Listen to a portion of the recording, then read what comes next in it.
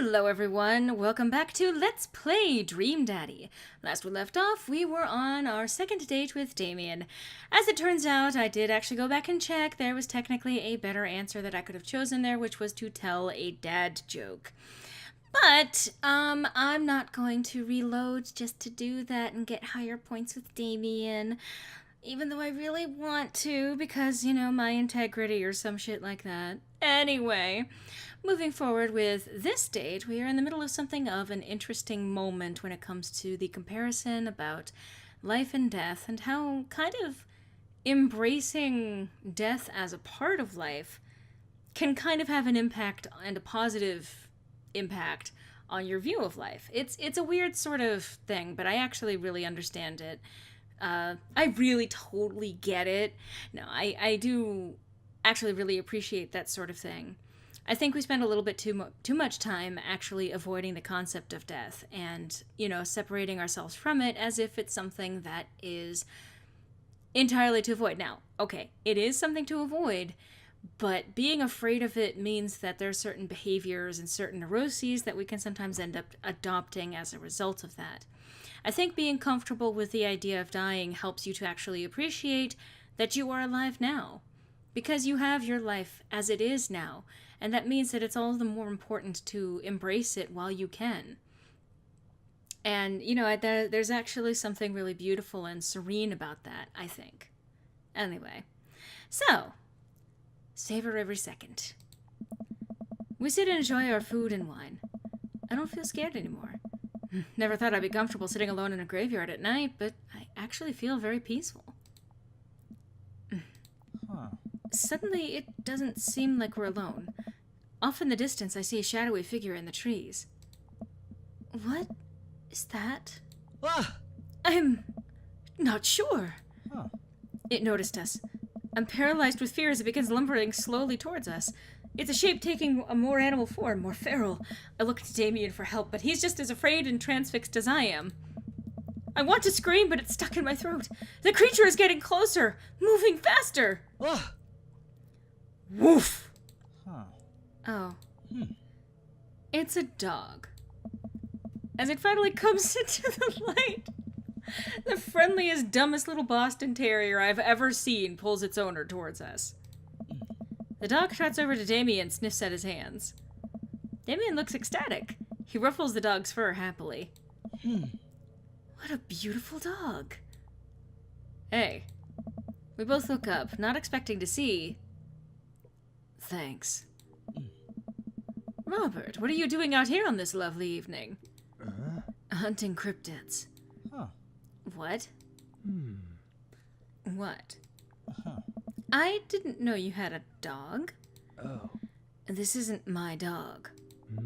I found her wandering in the street. I put a leash on her, and now we're walking around this graveyard together. Hunting cryptids. Damien and I share a look. May I give her a treat? Sure. Wouldn't give her cheese, though.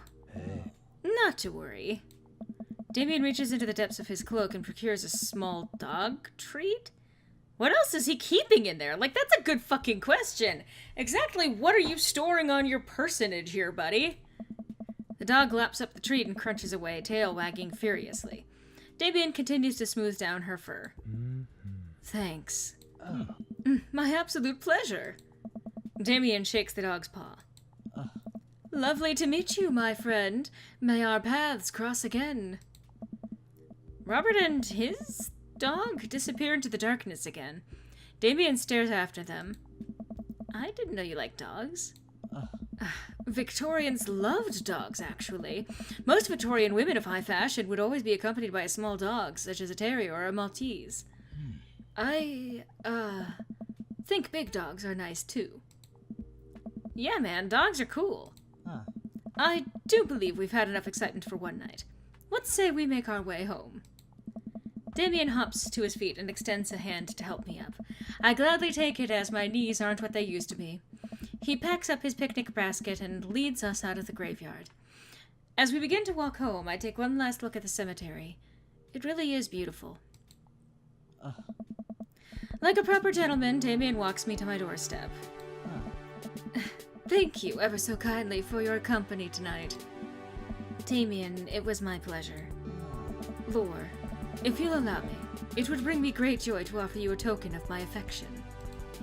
Damien reaches into his cloak and pulls out a folded, monogrammed handkerchief. He presses it into my hand. Wow, thank you, Damien. Oh my god, okay, I don't care about my integrity anymore. I will use this to dry my tears for those I've lost. A noble purpose. Damien shuffles his feet. I just want to say that it's rare to find someone like you. Someone who's open to my eccentricities. Oh. It's nice to feel so accepted. Thank you. Damien gives my hand a quick squeeze. Damien blushes and hastily retracts his hand. I must take my leave. Good night.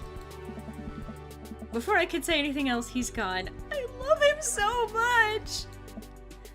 Huh. I unlock the door and step inside. Like a whirlwind, Amanda runs for the window and plops down on the couch, trying to look nonchalant. Hey, Dad! What's up? Were you watching me from the window? No, I was just, Okay, yes. How was the movie? Lots of vampire titties. Told you. But, as it turns out, Damien is quite Wait, Amanda doesn't need to know that. I'll keep it between me and Damien. Scary cool. Yeah, he's so cool it's scary. Nice save, Lore. Did you know that graveyards used to be placed to throw parties? I think I'm misremembering that. Wow, that's pretty punk. Also, we saw a dog. Definitely thought it was a werewolf for a minute, though. How can you be so sure it wasn't a werewolf? How can you be so sure I'm not a werewolf? Touché. And how can I be so sure you're not a werewolf? Amanda's eyes narrow. I don't trust you. Nor I you. We make intense, wary eye contact for a second. Anyway, I'm calling it for the night. Don't stay up too late, will ya? I really love how they depict, like, this parental relationship with the kiddo is just fucking beautiful. I love this kind of moments. I'll try not to howl at the moon past midnight.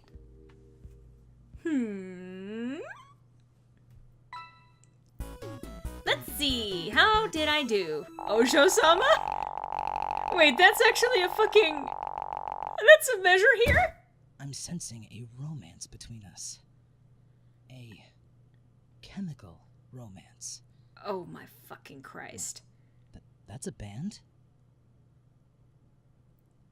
Oh my fucking god. Okay, I love that Osho-sama is a fucking measure here because many of you already know I am indeed an Osho-sama. Oh! And yes, I do the hand thing every time. Anyway, I'm glad that I scored so well on the Osho-sama. Oh, that was a beautiful date. I'm so happy. I love Damien. Okay. Well, it's been a long day. I'm just about ready to pack it in. After a few bites of ice cream from the freezer, I turn off all the lights and walk down the hall to my room. I wonder if Amanda's still awake. That kid needs some sleep. As I pass her room, I can hear a faint sound, but I can't quite make out what it is. I get a little closer. Is she crying? I knock gently on the door. Hey, Amanda? The crying immediately stops. Not right now. Her voice sounds strained. She sniffles. I need to make sure she's okay. I open the door. In the dark, I can see Amanda's outline in the middle of her bed, knees hugged up against her body. Is everything okay? I don't want to talk about it.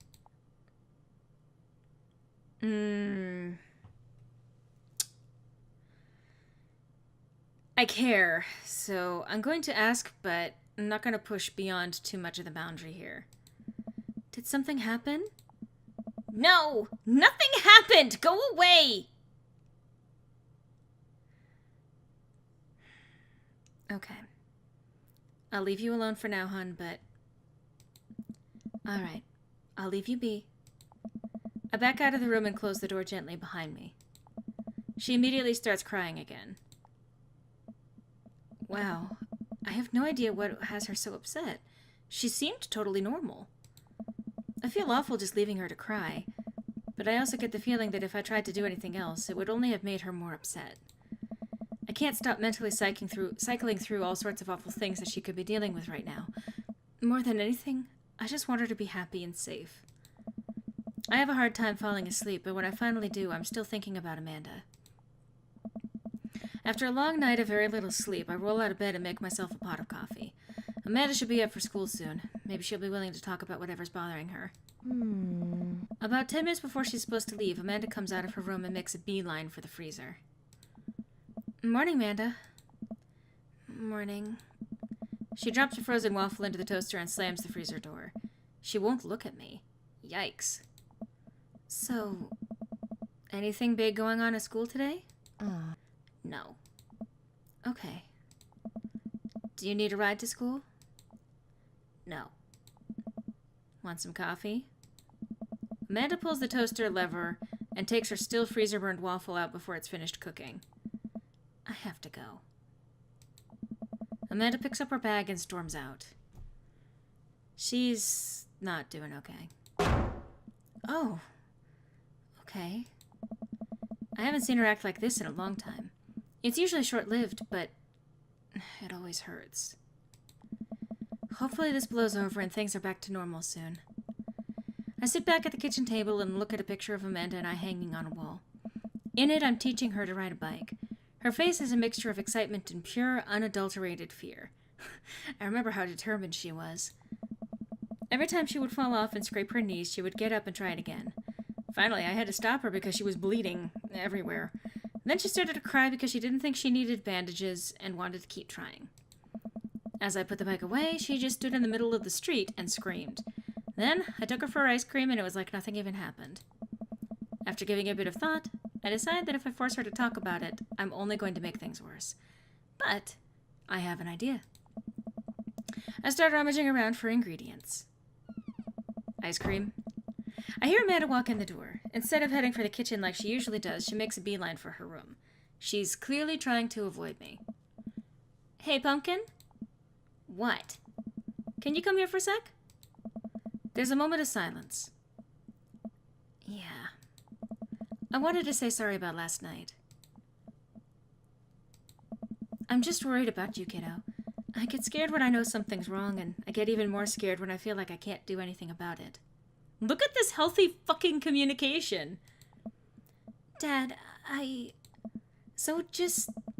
whatever it is. And you don't have to tell me if you don't want to.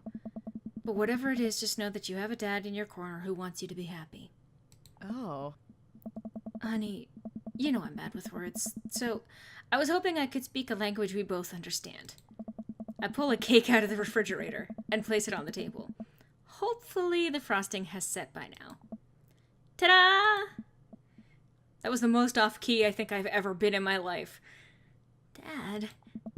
It took me a really long time because I ran out of red frosting somewhere around sad and had to start over. And, sorry you're sad, but I support you 100%. Oh. This is beautiful. It's strawberry. Amanda gives me a big ol' hug. So I'm going to say that I actually really like this as a dynamic. And I do like that they kind of let you kind of pick your tone in some way of how you talk with your kid. I generally go for I don't have a child myself, but I generally go with make sure that they know that you're willing to listen. Anyone that you're dealing with. I mean, I think it's especially important, especially in any kind of authoritative relationship with a kiddo, but just in general, any kind of communication, when you're seeing someone struggling with something, let them know that the lines of communication are open, but don't push someone too far. Be willing to push a little bit, but also be willing to give someone some space if they need it, and to just be kind to them as they need it. Show compassion. It is one of the best ways to get someone past something that they're struggling with, and once they're past it, hopefully they will be able to open up to you. Anyway, I do like the way that they had Lore talking about it here as well. I grab some plates and forks and serve us up some delicious cake. So, it's really stupid. What is? This whole thing. I know I've been really weird lately, and there's just... I don't even know how to explain it. I feel like I might have to make you a chart. I'm listening. Do you want me to take notes? Oh. I guess I should start from the top. So, you know how Emma R. is going to that fancy art school in California, right? Emma R. Oh my god. I think it's the best friend. Hey! You got it! Wow, I'm proud of you. I actually don't remember. Oh. Anyway, ever since she got the acceptance letter, I've been feeling like she's drifting away, you know? And she's been spending a lot more time with Grace and Emma P. I just thought it was all in my head for a while, but then I found out from Rosie M. that both of the Emmas, Grace and Noah, all went to a party at Mackenzie F's on the same night that they all told me that they were busy studying for the Calc AB final. Yikes. So, another important piece of information is, God, this is embarrassing. I have a crush on Noah. And, that's a thing. What? Whoa, I had no idea. I definitely didn't know that. Okay. You're a bad liar. So are you. I learned from the worst. Anyway, so the only person I told about the crush was Emma R., and she promised not to tell anybody. I didn't confront them about the party thing because I didn't want to start drama, so I just kept quiet and going about my business. Amanda sighs.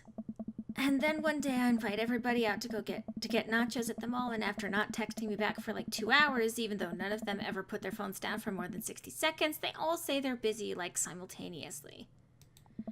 So I tell them, never mind, I'll just eat nachos at home, right? But we were out of chips, and I really, really wanted nachos. Totally understandable. Ugh. So I go to the mall anyway. I get to the food court, and who do I see there but Grace, Emma P., Emma R., and Noah, all hanging out together and eating nachos without me. What? It gets better. I'm standing by the escalators watching them, and I realize that Noah has his arm around Emma R., which is kind of weird, right? But then they kiss! No! Yes, I know. So I storm over there, and I'm like, hey! And Grace drops a nacho on her shirt because of course she does, and Emma R. just, like, glares at me. Grace. Nothing is coming up. I don't know who that is. Grace is the... Did she poop the bed too? I would say maybe gossipy one. I know! Grace is the one nobody really likes, or I guess that's me now. But anyway, nobody will say anything, and I'm just like, you guys suck, which I realize is not the most eloquent thing to say, but I was very angry and really embarrassed, and I just wanted to get out of there. So I left, without nachos, might I add, which only further contributed to the shitty day. It immediately drafted a super long text to the group chat asking them why they'd been so weird. And I wrote another one to Emma R. asking how long the Noah thing's been going on, and... Sorry, I know that's a lot. You still following? What did Emma R. say? Oh, okay. Get a load of this. Emma R. says, you know what, let me just read it to you. Amanda pulls out her phone and reads, word for word, an arduously long string of text messages. Can you believe that? I cannot believe that. I care so much about Amanda's social life and mental well-being, but man, do I not understand what she's talking about. This is all beyond me, but I'm trying my hardest to be supportive. Oh. They were dating in secret for like months. So I told her that she's being a really terrible friend. And she's like, well, if you think I'm so terrible, then just stop being my friend. And I was like, okay. And then she left me on read and on red. And then, wait, left me on red? What's that? Oh, like, she saw my message and didn't reply. And I know because there are red receipts. I don't know what red receipts are or read receipts are, but I'm just gonna nod and pretend I understand. Gotcha.